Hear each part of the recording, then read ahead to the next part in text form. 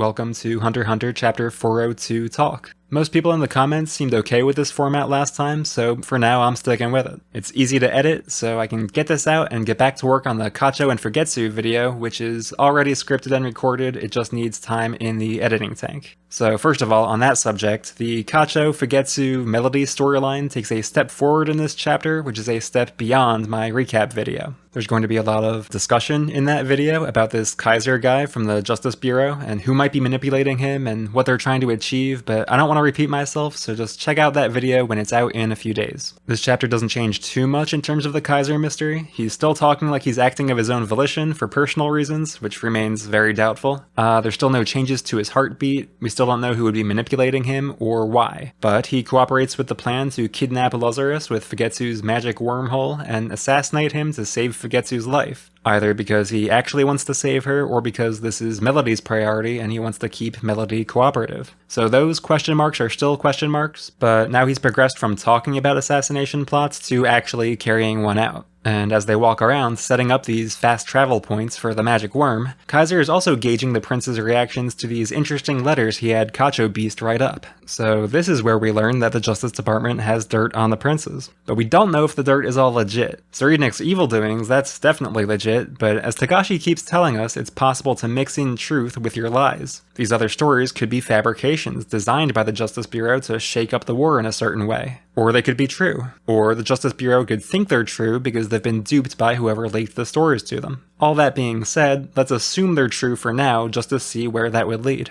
So, Benjamin's secret, what would that be? Just that he's ordered his private soldiers to kill the other princes? Vincent did die to keep that info out of the courts, so if the courts have it already, that's pretty weird. You'd think they would do something about it. And we know they wouldn't bury it to help out Benjamin, since Kaiser's working with Steiner exactly to prevent a Benjamin takeover. So what other incriminating fact is there to know about Benjamin? There's not much to work with, but my mind goes to this panel where Furikov says Benjamin is his only family. If his private soldiers are all orphans, then a dark Benjamin secret might have to do with how they became orphans. And if that got out, his loyal soldiers might not feel so loyal anymore. But that's just my guess. Maybe the secret is Benjamin really loves Hello Kitty or something. The next tidbit has to do with Halkenburg's birth. After 401, we're obviously supposed to jump to the idea that this is about Beyond being his dad, but that would be a truth about Halkenburg's parentage more so than about his birth, right? Maybe I'm splitting hairs here, and of course I'm not reading this in Japanese, but a secret about his birth suggests to me that maybe Dwazel's not even his mom, although that would really puncture my theory about Dwazel trying to crown him. Some people are saying his real mom could be Unma, since he looks so much like her and Benjamin, but I have no idea why Unma would let a lower queen raise her son. For now, I'm skeptical that this reveal is about Beyond being Halkenburg's father, in part because it'd be so goofy to set up the mystery in 401 and just resolve it straight away in 402.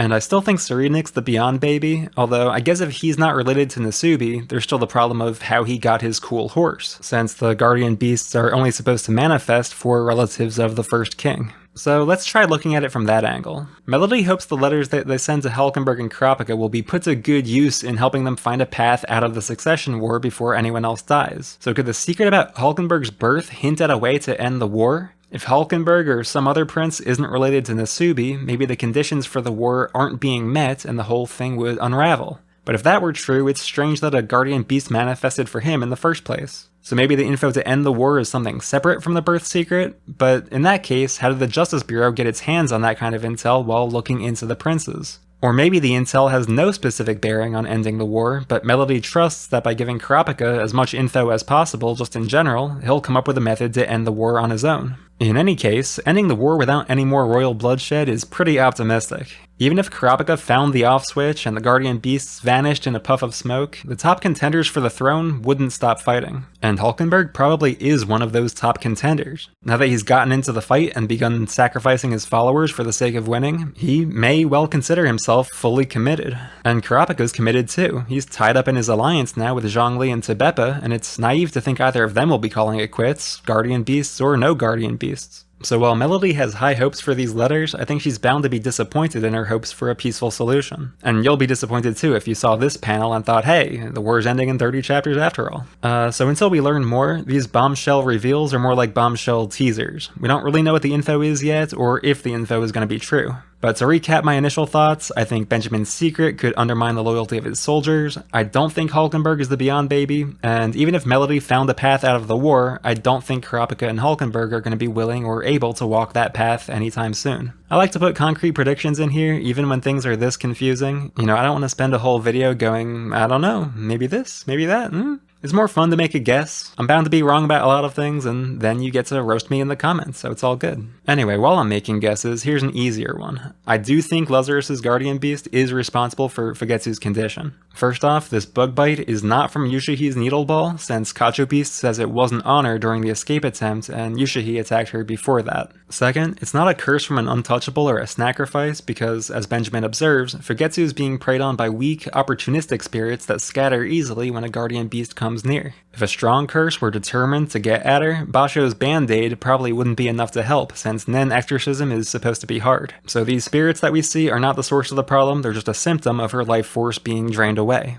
Ergo, she doesn't need an exorcism, she needs to stop doing whatever she's been doing to herself that's been draining all of her aura while tricking her into thinking that she feels great. Kacho Beast's deduction is solid. It sounds like drugs, and we know Lazarus's beast sets exactly these sorts of traps. I know people have been questioning whether the beast would be allowed to attack a prince in this way, but it's not a direct attack. The ones directly attacking her are these scrubby spirits. What else is there? Well, we learned what game Tabeba's playing with the Alliance. She wants to make Zhongli the priority target for Benjamin, so his soldiers won't go after her just yet. So as expected, there's not going to be much jolly cooperation between the 3rd and 5th princes, but Benjamin's soldiers are already working on killing both of them, so I don't think this posturing by Tabeba will buy her a lot of time. If Kurapika wants to honor his alliance and help keep Tabeba alive, I think he's going to have to manage the Rihan situation in room 1005 when he goes there, and presumably starts using the crafting frog. And Balsamico is going after Halkenburg with a bioweapon, and lots of people are speculating about what happened there and whether he's been possessed by the super bow, but we don't actually know if that attack has happened yet. Back in 389, Benjamin got Halkenburg arrested by the Justice Bureau and taken down to Tier 2, and he's still there. So I don't know how Balsamico could have gotten to him, and besides, the plan was to do it at the trial.